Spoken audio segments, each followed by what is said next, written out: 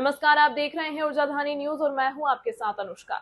सिंगरौली जिले के मोरवा में बरसों से शासकीय वन अथवा अनुबंध की भूमि पर अपने आशियाने बनाकर जीवन गुजार रहे निवासियों का हृदय एनसीएल की विस्थापन प्रक्रिया से क्षुब्ध है। यह विडंबना ही है कि पट्टेदार बंधुओं के साथ साथ इन भूमिहीन परिवारों को भी बेघर होने की त्रासदी झेलनी पड़ रही है। ऐसे में उनके साथ दोहरे मापदंड अपनाने का तर्क समझ से परे है।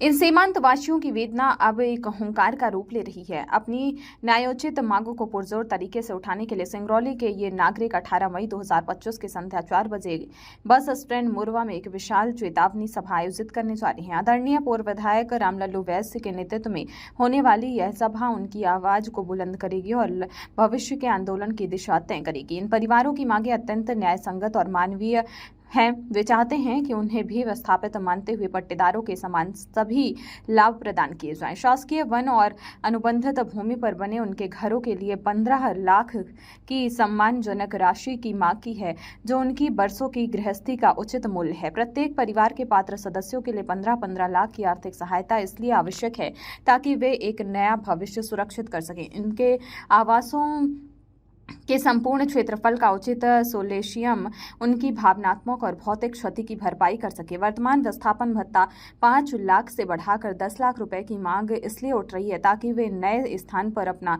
जीवन सुगमता से पुनः आरंभ कर सके। पुनर्वास स्थल के विकल्प के स्थान पर इन परिवारों को कम से कम 15 लाख की आर्थिक सहायता प्रदान करने का आग्रह किया जा रहा है, क्योंकि उनकी जड़ें इसी मिट्टी में गहरी हैं। 18 वर्ष से कम आयु के बच्चों के भविष्य को सुरक्षित करने के लिए उन्हें भी प्रोत्साहन राशि प्रदान करने की मांग उठाई गई है। अनुबंध की भूमि पर बने आवासों के मुआवजे की पूरी राशि सीधे भवन स्वामी के खाते में हस्तांतरित करने की मांग पारदर्शिता और न्याय सुनिश्चित करेगी। सभी विस्थापितों को मेडिकल कार्ड और स्कूलों कॉलेजों में पढ़ रहे विद्यार्थियों के लिए उचित शिक्षा व्यवस्था की मांग उनके मानवीय अधिकारों की रक्षा के लिए आवश्यक है। यह विस्थापन केवल कुछ घरों तक का उजड़ना नहीं है, बल्कि एक समुदाय की पहचान और जीवन शैली का छिन्न भिन्न होना है। ये शरीफ, गरीब, शोषित और वनवासी जो हमेशा शांतिपूर्ण जीवन व्यतीत करते आए हैं, उनकी न्याय की यह पुकार मानवीय संवेदना और सामाजिक न्याय की कसौटी है। 18 मई की यह चेतावनी सभा उनकी सामूहिक आवाज बनेगी, जो सत्ता के गलियारों तक अपनी वेदना और न्याय की आकांक्षा पहुंचाएगी। अमित तिवारी अंतर्राष्ट्रीय मानवाधिकार एवं अपराध नियंत्रण संगठन के राष्ट्रीय महासचिव ने कहा कि इस महत्वपूर्ण घड़ी में सबकी उपस्थिति प्रार्थनीय है ताकि उनकी आवाज और बुलंद हो सके। नमस्कार, मैं अमित तिवारी। आप सबों से विनम्र निवेदन है, कल 18 मई 2025 को बस स्टैंड सिंगरौली में एक भव्य आम सभा होने जा रहा है। मुद्दा है विस्थापन। एनसीएल के मनमाने रवैये के खिलाफ कल सिंगरौली की आम आवाम एकत्र होगी और अपनी वेदना, अपना दुख प्रकट करेगी। कल एक अहम दिन है, एक बड़ा ही इम्पोर्टेंट डे है कल।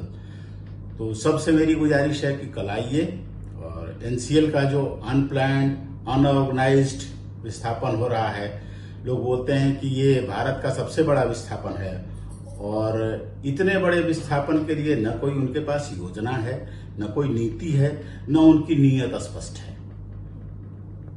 वो न बसाहट की बात कर रहे हैं, एक शहर उजाड़ रहे हैं, तो एक शहर बसना भी चाहिए था, उस पर कोई चर्चा ही नहीं हो रही है। छोटे छोटे बच्चे हैं जो स्कूल जाते हैं, उनका स्कूल उजड़ रहा है, उनके पढ़ाई की क्या व्यवस्था होगी, इस पर कोई चर्चा ही नहीं हो रही है।